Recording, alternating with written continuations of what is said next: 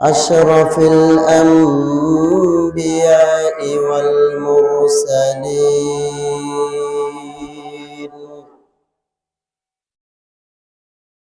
وعلى آله وأصحابه أجمعين.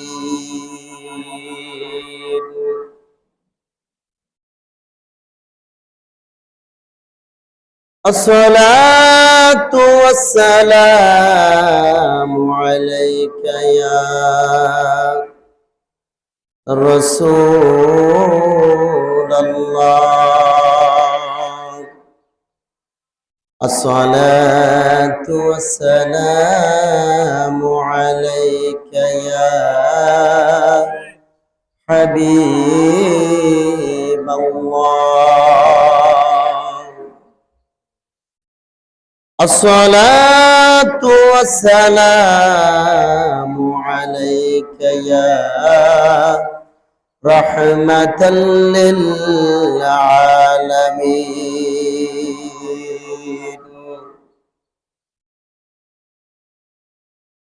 قال الله تعالى عز وجل في كلامه المجيد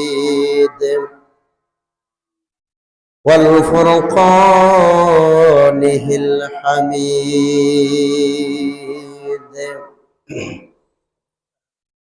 قل إن صلاتي ونسكي ومحياي ومماتي لله رب العالمين.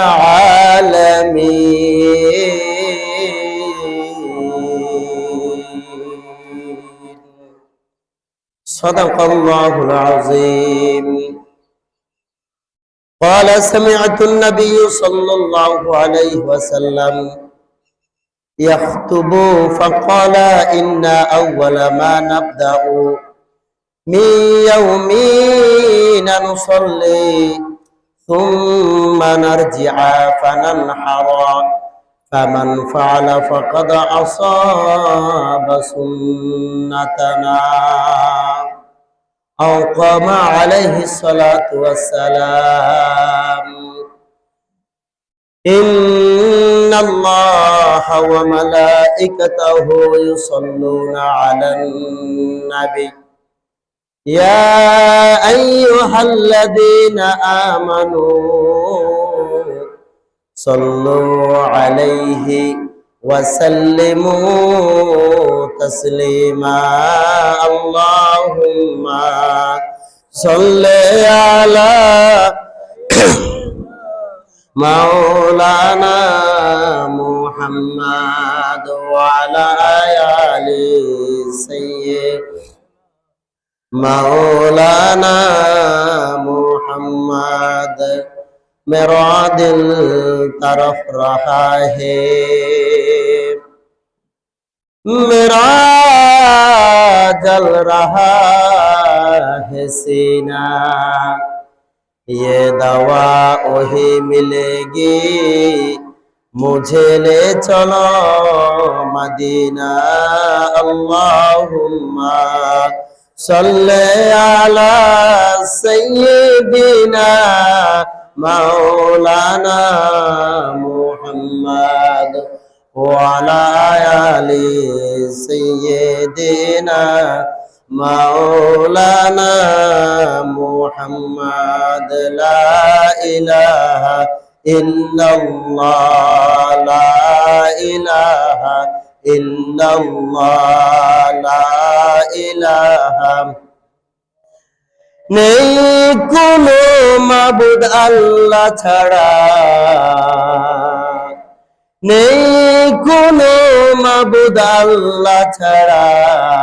লা ইলাহা ইল্লাল্লাহ, লা ইলাহা ইল্লাল্লাহ, লা ইলাহা লা ইলাহা ইল্লাল্লাহু মুহাম্মাদুর রাসূলুল্লাহ সাল্লাল্লাহু আলাইহি ওয়াসাল্লাম। প্যারা হাজরিন, বাইতুল আমান জামে মসজিদের উদ্যোগে আয়োজিত বাইতুল আমান জামে মসজিদের ঈদগাহ ময়দানে উপস্থিত অত্র এলাকার সম্মানিত মুসল্লি ভাইয়েরা এবং পর্দার আড়ালের মা ও বোনেরা, সকলের প্রতি আমার আন্তরিক সালাম। আসসালামু আলাইকুম ওয়া রাহমাতুল্লাহি ওয়া বারাকাতুহু। আসুন সর্বপ্রথমেই মহান রব্বে কারিমের দরবারে শুকরিয়া আদায় করি যে আল্লাহ পাক রব্বুল আলামিন ঈদুল আযহা আদায় করার জন্য আমাদেরকে দুনিয়ার শত ব্যস্ততার মধ্যেও যে রব্বে কারিম সময় করে দিয়েছেন, সুযোগ করে দিয়েছেন, ওই রবের কাছে শুকরিয়া আদায় করে বলি আলহামদুলিল্লাহ। হাজরিন, তার সাথে সাথে হায়াতুন নবী, জিন্দা নবী, নূর নবী,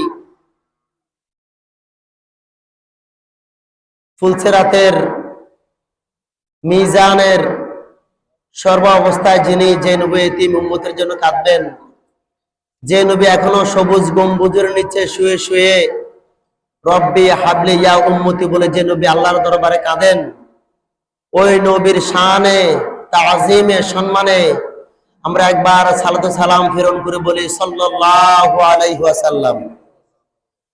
হাজরিন, বেশি দীর্ঘায়িত করব না, আলোচনা করার সময় এটা না। আপনাদেরকে ওয়াজ করে কথা বলে বোঝানোর সময় এখন নয়, কারণ রাসূলুল্লাহ সাল্লাল্লাহু আলাইহি সাল্লামের জীবনে কোন কোন ক্ষেত্রে আল্লাহর নবী আগে খুতবা দিয়েছেন, পরে নামাজ পড়েছেন, কোন কোন ক্ষেত্রে আগে নামাজ পড়েছেন, পরে খুতবা দিয়েছেন। তার একটা মুহূর্তে একটা গুরুত্ব অবশ্যই আছে। এর বাইরেও আপনারা রোদের মধ্যে কতক্ষণ বসে থাকবেন সেটা আমি জানি না, তবে আমি যতটুকু পারবো সময় নিয়ে আমি শেষ করে দিব। যারা বাইরে এখনো এদিক ওদিক ঘোরাফেরা করছেন, মেহেরবানি করে আপনারা চলে আসবেন, যাতে করে আমি স্বল্প সময় কথা বলে নামাজের মাধ্যমে আজকের এই অনুষ্ঠানের এই নামাজের পরিসমাপ্তি ঘটাতে পারি। আপনাদের একান্তই আন্তরিকতা এবং সহযোগিতা কামনা করছি। হাজরিন, আমি পবিত্র কোরআনের সূরা আনআমের 162 নম্বর আয়াত আমি তেলাওয়াত করেছি আপনাদের মাঝে। আর রাসূলুল্লাহ সাল্লাল্লাহু আলাইহি সাল্লামের জীবনী থেকে ছোট্ট একটি হাদিস আমি তুলে ধরেছি, আয়াতের একটা অংশ তুলে ধরেছি, হাদিসের একটা অংশ তুলে ধরেছি। আল্লাহ পাক রব্বুল আলামিন চাহে তো এই আয়াত এবং হাদিসের উপরে আমি সামান্য কথা বলবো। আল্লাহ পাক আমাদের সকলকে এই হাদিস এবং আয়াতের উপরে আমল করার তৌফিক দান করুক। চিৎকার দিয়ে বলি আল্লাহুম্মা আমিন। হাজরিন, আজকের এই মহিমান্বিত দিন তথা ঈদুল আযহা বাংলার জমিনে অনুষ্ঠিত হবে। লক্ষ লক্ষ প্রাণী আজকে আল্লাহর বান্দারা আল্লাহর রাস্তায় বিলীন করবেন, কোরবানি করবেন।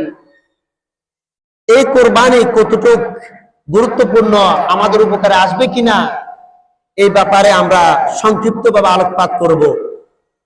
সর্বপ্রথম আজকে আমি দুইটি বিষয় নিয়ে আলোচনা করব। কয়টি বিষয়? কথা বলেন, কয়টি বিষয়? দুইটি বিষয়।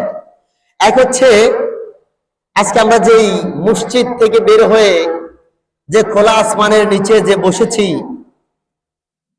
এই একটা কাজ, সেটা হচ্ছে নামাজ। কি? নামাজ। নামাজের জন্য আমরা এখানে এসেছি, নামাজ আদায় করব। তাহলে বোঝা গেল 1 নম্বর কাজ হচ্ছে নামাজ আদায় করা। কি করা? জোরে বলেন, কি করা? কথা বলেন, 1 নম্বরে কি করা? নামাজ আদায় করব আমরা।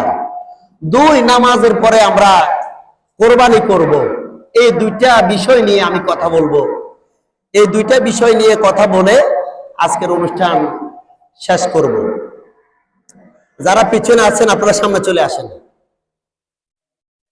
এত কষ্ট না, যারা দেশের বাইরে ছিল, যারা মরুভূমিতে কাজ করে, জব করে, দেশের বাইরে খবর নিবেন, ওই তাদের যে রোদের তাপমাত্রা, তাদের চাইতে আমাদের বাংলাদেশের তাপমাত্রা বহুত ভালো আছে, আলহামদুলিল্লাহ বলেন। আমার কথা স্পষ্ট বোঝা যায়? বাইরে শোনা যায়? আপনারা আমার সাথে কথা বলবেন। তাহলে আমি বললাম আজকে আমার দায়িত্ব দুইটা। এক হচ্ছে আমরা প্রথমে নামাজ পড়বো, কি পড়বো? তারপরে কোরবানি করব। এই নামাজ যে আপনারা পড়তে আসলেন বা যারা আসবেন, এই নামাজ বাবুল ঈদাইন থেকে আমি একটা হাদিস কোট করেছি। হযরত হাজ্জাজ রাহমাতুল্লাহি আলাইহি বারাআ রাদিয়াল্লাহু তাআলা আনহু থেকে বর্ণনা করেছেন, বুখারী শরীফের হাদিস। আল্লাহর নবী তার সাহাবাদেরকে বলতেছেন, ক্বালা সামি'তুন নবী সাল্লাল্লাহু আলাইহি ওয়াসাল্লাম ইয়াখতুবু ফাকালা ইন্না আউওয়ালা মা নাবদাউ মি ইয়াউমিনা নুসাল্লি। সবকিছুর একটা লিমিট আছে, সবকিছুর কি আছে? একটা লিমিট আছে, নিয়ম আছে, নীতি আছে। অবশ্যই আমরা কি করতে হবে? নিয়ম নীতি মানতে হবে। যেমন একটা নিয়ম কি, আগে আমরা নামাজ পড়বো, তারপরে খুতবা দিব। এটা হচ্ছে আমাদের একটা কি নিয়ম কিংবা নীতি। কিন্তু রাসূলুল্লাহ সাল্লাল্লাহু আলাইহি সাল্লামের যুগে এমনও লোক ছিল, রাসূলের ইন্তেকালের পরে এমনও মুনাফিক ছিল, এমনও গাদ্দার ছিল, রাসূলুল্লাহ সারা জীবন আগে নামাজ পড়েছেন, পরে খুতবা দিয়েছেন। রাসূলের ইন্তেকালের পরে কিছু লোক আগে খুতবা দিয়েছেন, পরে নামাজ পড়েছেন। নাউজুবিল্লাহ বলেন। এই আলোচনা কিন্তু আমাদের ইমামরা কিন্তু এখন করে না। শুধু এই ফজিলত ফজিলত, এই সে ফজিলত আমরা শুধু সবাই জানি কম বেশ। কোরবানি দিলে কি হবে, না দিলে কি হবে, কথা বলেন ঠিক কিনা? তাহলে সবকিছুর নিয়ম আছে, নীতি আছে। রাসূলুল্লাহর যুগে রাসূলুল্লাহ সাল্লাল্লাহু আলাইহি ওয়াসাল্লাম আগে নামাজ পড়তেন, পরে খুতবা দিতেন। এটা রাসূলের সুন্নাত, আমরা ইনশাআল্লাহ সেটা করব।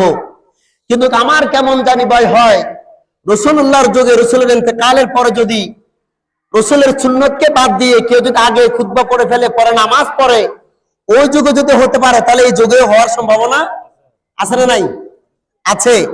এই জন্য আমার পক্ষ থেকে দাওয়াত থাকবে, আমরা রাসূলের সুন্নাতের উপর আমল করব। কথা বলেন, পারবো তো ইনশাআল্লাহ? রাসূল যা করে গেছে আমরা সেটাই করব, এর বাইরে যাওয়ার আমাদের কোনো ইখতিয়ার সুযোগ নাই। আমার বন্ধুরা, কোরআনের আয়াত দ্বারা সাব্যস্ত, কারণ আল্লাহ পাক তার রাসূলের মহব্বত ছাড়া যে আমল করা হয়, কোন বান্দা যদি করে, ওই আমল আল্লাহ কবুল করেন না। হাজরিন, এই হাদিসের মধ্যে হাজ্জাজ রাহমাতুল্লাহি আলাইহি বারাআ থেকে বর্ণনা করেছেন, ক্বালা সামি'তুন নবী সাল্লাল্লাহু আলাইহি সাল্লাম ইয়াখতুবু, আমি রাসূলুল্লাহ সাল্লাল্লাহু আলাইহি সাল্লাম থেকে শুনেছি, রাসূলুল্লাহ সাল্লাল্লাহু আলাইহি সাল্লাম আমাদের সকলকে বললেন, ফাকালা বললেন, ইন্না আউওয়ালা মা নাবদাউ মি ইয়াউমিনা নুসাল্লি। তোমরা সর্বপ্রথম কি করবে? আজকে আমাদের ঈদের দিনের সর্বপ্রথম কাজ হচ্ছে ঈদ গায়ে এসে নামাজ পড়া। সুবহানাল্লাহ। রাসূলুল্লাহ সাল্লাল্লাহু আলাইহি সাল্লাম কি বললেন? আজকে ঈদের দিনে আমাদের প্রধান কাজ হচ্ছে ঈদগাহে আসবো, নামাজ আদায় করব। এই রাসূলের এই কথার সাথে তাহলে আগে খুতবা পড়লে কি হবে? আগে খুতবা পড়লে কি হবে? রাসূল বলছে আজকে আমাদের প্রথম কাজ হচ্ছে নামাজ পড়া, খুতবা নয় আগে। খুতবা হচ্ছে, এই বাক্য দ্বারা বোঝা যায় নামাজের পরে খুতবা। এরপরে এই হাদিসের বাকি অংশের মধ্যে কি হলো? সুম্মা নারজিআ ফানানহারা। আল্লাহ নবী বললেন, তোমরা যখন নামাজ শেষ করে ফেলবা,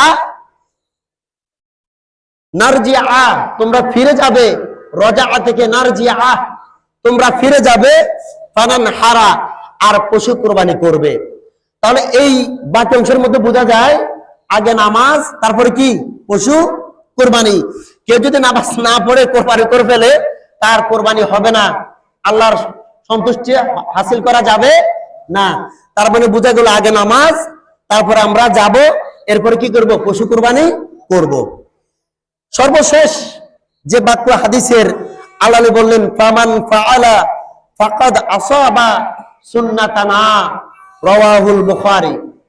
ইমাম বুখারী রাহমাতুল্লাহি আলাইহি বললেন, যখন আমরা সবে আজকে নামাজ পড়ব, পরে কোরবানি করব, আল্লাহ বললেন যে সমস্ত বান্দারা এভাবে আমল করবে স্টেপ বাই স্টেপ, আমার সুন্নতকে যারা পালন করবে, আমি যেভাবে বলেছি সেভাবে, তাহলে তোমাদের আমল আল্লাহর কাছে কবুল হয়ে যাবে। সুবহানাল্লাহ।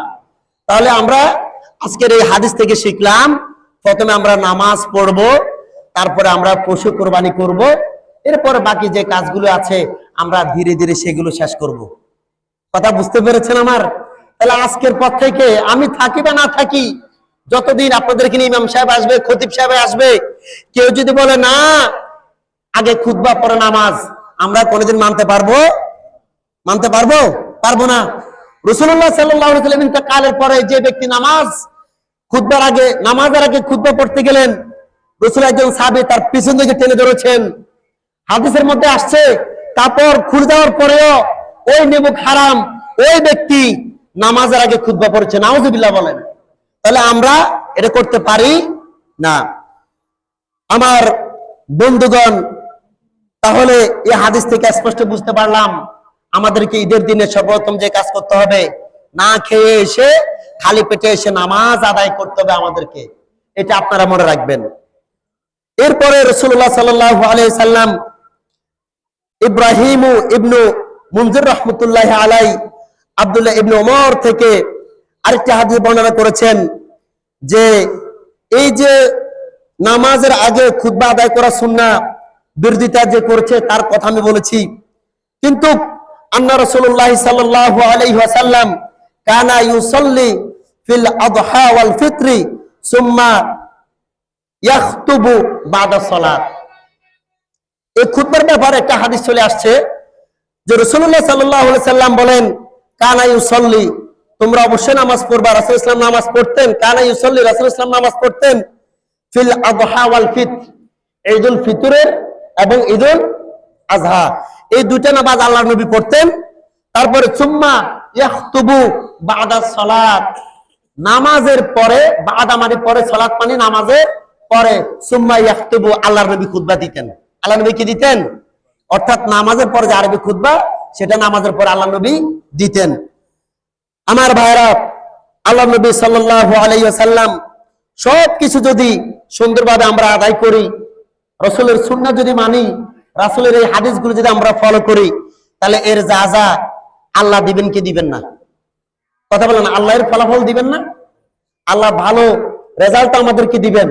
কথা বলেন, দিবেন না? তাহলে কি দিবেন? আল্লাহ তাআলা ঘোষণা করতেছেন এখানে। আল্লাহ পাক রব্বুল আলামিন সূরা হজের মধ্যে বলেছেন, যালিকা ওয়া মান ইউআযযিম শাআইরাল্লাহি ফাইন্নাহা মিন তাকওয়াল কুলুব। ও মুমিন বান্দা, তোমরা যারা নামাজ পড়েছো, তোমরা যারা কোরবানি করেছো, তোমরা যারা তো আমার হাবিবের কথা মতে সুন্নাহ পালন করে ইবাদত বন্দেগী করেছো, এটা হলো আল্লাহর বিধান। রাসূল বলেছে ঠিক, কিন্তু রাসূল পেয়েছেন কার থেকে? আল্লাহর পক্ষ থেকে। রাসূল কার থেকে পেয়েছেন?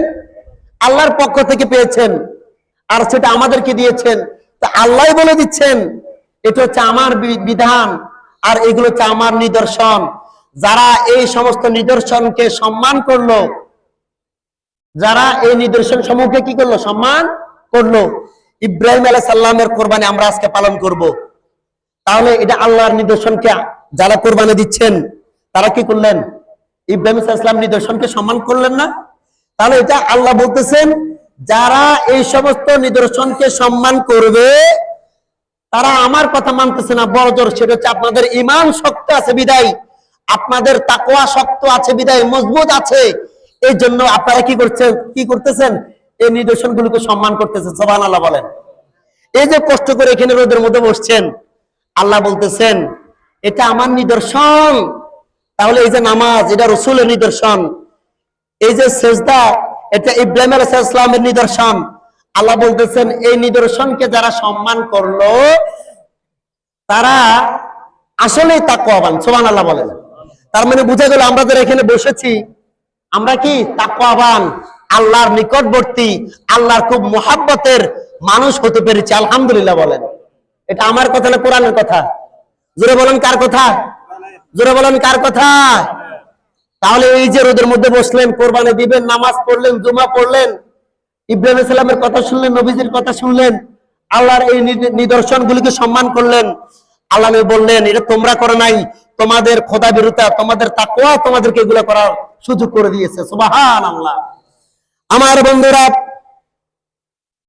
তাহলে প্রথমে নামাজের মধ্যে প্রথমে আমরা নামাজ পড়বো, তারপর খুতবা দিব। আর আমরা যদি আল্লাহ তাআলার এই নিদর্শনগুলোকে যদি মানি, এটা হচ্ছে আমাদের তাকওয়া ঠিক আছে বোঝা যায়।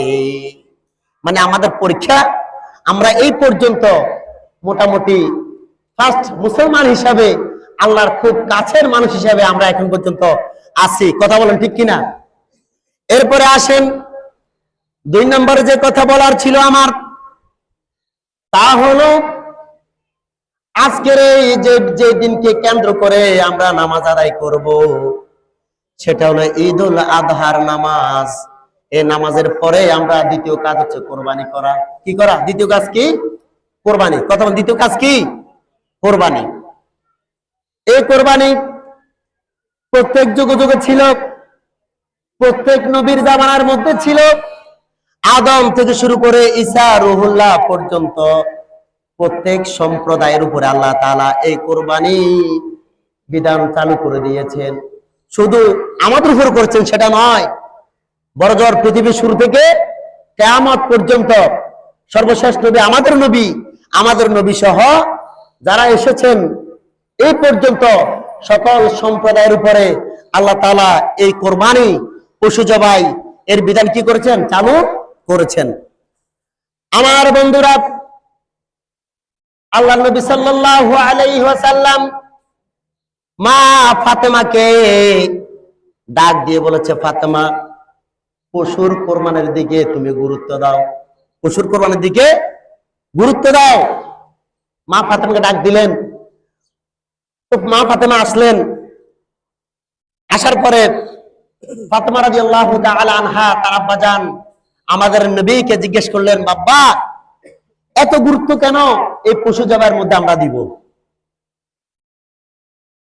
আল্লাহর নবী সাল্লাল্লাহু আলাইহি ওয়াসাল্লাম ডাক দিয়ে বলেন, ইন্না লাকা বিআউয়ালিন কাতরাতিন তাকতুরু মিনাদ দাম ওয়া ইয়াগফিরু লাকা মা সালাফা মিন যুনুবিকা।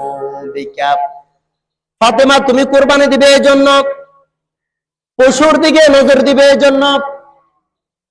তুমি যদি কোরবানি করো, কাতরাতিন তাকতুরু মিনাদ দামি, যে পশু জবাই করবে ওই পশুর রক্ত জমিনে পড়ার আগে আগে ইয়াগফিরু লাকা মা সালাফা মিন যুনুবিকা, তোমার জীবনে যত গুনাহ আছে, অপরাধ আছে, পাপ আছে, কুরবানির পশুর রক্ত জমিনে পড়ার আগে আগে আল্লাহ রাব্বুল আলামিন তোমার জিন্দেগীর গুনাহগুলোকে মাফ করে দিবেন। সুবহানাল্লাহ বলেন। তাহলে আল্লাহ নবী ফাতেমাকে বললেন, আবার বুঝিয়ে দিলেন, পশুর রক্ত জমিনে পড়ার আগে আগে আল্লাহ ফাতেমার तमाम জিন্দেগীর গুনাহগুলোকে কি করে দিবেন? মাফ করে দিবেন। ঠিক আজকে যারা পশু কোরবানি দিবেন, তাদের নিয়ত যদি ঠিক থাকে, ইখলাস যদি ঠিক থাকে, আপনার পশুর রক্ত যখন জমিনে পড়বে, পড়ার সাথে সাথে যার যার গুনাহ আল্লাহ সাথে সাথে মাফ করে দিবেন। সুবহানাল্লাহ বলেন। আমরা গুনাহ মাফ চাই কি চাই না? জোরে বলেন, চাই কি চাই না? আমার বন্ধুরা, তাহলে আল্লাহর নবী ফাতেমাকে উপদেশ দিলেন। এরপরে তিরমিজি এবং ইবনে মাজাহ শরীফের মধ্যে আল্লাহর প্রিয় ইবাদত হলো কোরবানি করা। আল্লাহ পাক রব্বুল আলামিন অন্য হাদিসের মধ্যে বললেন, ইন্নাহু লা ইয়াতি ইয়াউমাল কিয়ামা বিকুরুনিহা ওয়া আশআরিহা ওয়া আযলাফিহা। আল্লাহ নবী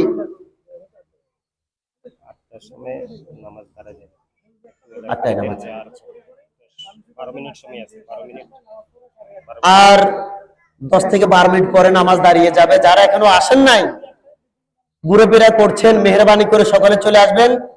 নামাজ বরাবর 8টার মধ্যে দাঁড়িয়ে যাবে।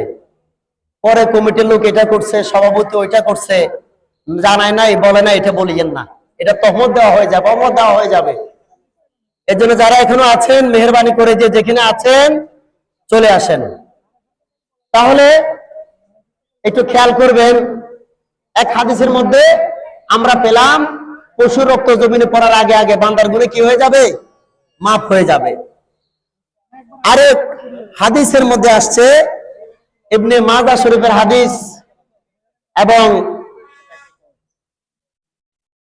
তিরমিজি শরীফের হাদিস, আল্লাহ নবী সাল্লাল্লাহু আলাইহি সাল্লাম সাহাবাদেরকে বলতেছেন, সাহাবারা, আজকে মসজিদ যারা দিয়েছে, এখানে যারা দান সদকা করেছে, হাসরের মাঠে এই মসজিদের দেয়াল, বালি, ইট যে পাপী, যে জাহান্নামী, তার সঙ্গী হবে। যে রোজা রেখেছে, রোজা সে রোজাদারের সঙ্গী হবে। যে কোরআন তেলাওয়াত করেছে, কোরআন তেলাওয়াতকারীর সঙ্গী হবে। ঠিক যারা কোরবানি করেছে, আল্লাহ তাআলার হাবিব ঘোষণা দিচ্ছেন, কিয়ামতের মাঠে, হাসরের মাঠে যখন বান্দা বিপদে পড়ে যাবে, বান্দা কোরবানি করেছে, কোরবানির পশুর হাড়, কোরবানির পশুর লোম, কোরবানির পশুর খুর, ওই ব্যক্তির জন্য, তাকে জান্নাতে নেওয়ার জন্য ওই হাড়, খুর, পশম তার পক্ষে দাঁড়িয়ে যাবে। সুবহানাল্লাহ বলেন। ইবনে মাজাহ শরীফ এবং তিরমিজি শরীফের মধ্যে আল্লাহর নবী এই হাদিস কেন খুব সুন্দর করে বলেছেন, ইন্নাহু ইয়াতি ইয়াউমাল কিয়ামা বিকুরুনিহা ওয়া আশআরিহা ওয়া আজলাফিহা। আল্লাহ নবী সকলকে বলতেছেন, তোমরা কোরবানি দিয়ে হতাশ হইও না। এর ফলাফল আল্লাহ কি দিবেন? হাসরের মাঠে আপনাকে, আমাদেরকে আল্লাহ এই পশুর পশম, পশুর খুর, পশুর এই শিঙের উসিলায় আল্লাহ তাআলা আমাদেরকে জান্নাত দান করবেন।